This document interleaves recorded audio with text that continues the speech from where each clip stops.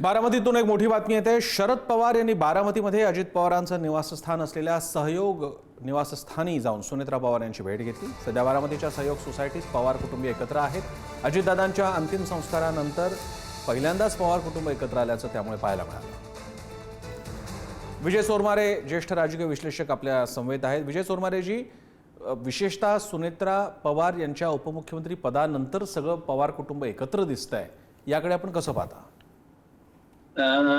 प्रसन्न, एक गोष्ट इथं लक्षात घ्यायला पाहिजे की आपण सगळा घटनाक्रम अजितदादांच्या निधनानंतरचा बघितलेला आहे।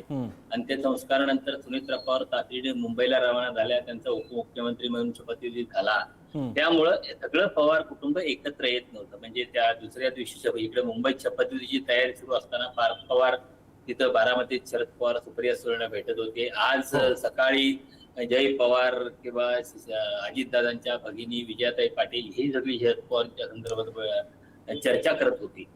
पण यातलं नोंद घेण्याजोगी या सगळ्यातली मला महत्वाची गोष्ट अशी वाटते की शरद पवार सुनेत्रा पवारांना भेटायला गेलेत, हे लक्षात घ्यायला पाहिजे। म्हणजे सुनेत्रा पवार सकाळी बारामतीत आले। सुनेत्रा पवार उपमुख्यमंत्री पदाची शपथ घेतल्यानंतर कराडला यशवंतरावांच्या समाधीचं दर्शन घेऊन आल्या। पण सुनेत्रा पवार शरद पवारांना भेटायला गेल्या नाहीत, तर शरद पवार सुनेत्रा पवारांना भेटायला गेले। तर याचा अर्थ कसा प्रत्येकानं लावायचा ज्याचा त्याचा प्रश्न आहे, पण हे आपल्याला इथं नोंद करून घ्यायला पाहिजे असं मला वाटतं। अगदी चोरमारेजी, हा हे अतिशय महत्त्वाचं निरीक्षण आहे। दोन गोष्टी ज्या लक्षात आल्या त्या, सुनेत्रा पवारांकडे शरद पवार आले, यातून त्यांनी जे चित्र आज दिसतंय की पवार कुटुंबीय या व्यक्तिगत प्रसंगी अतिशय एकत्र आहेत।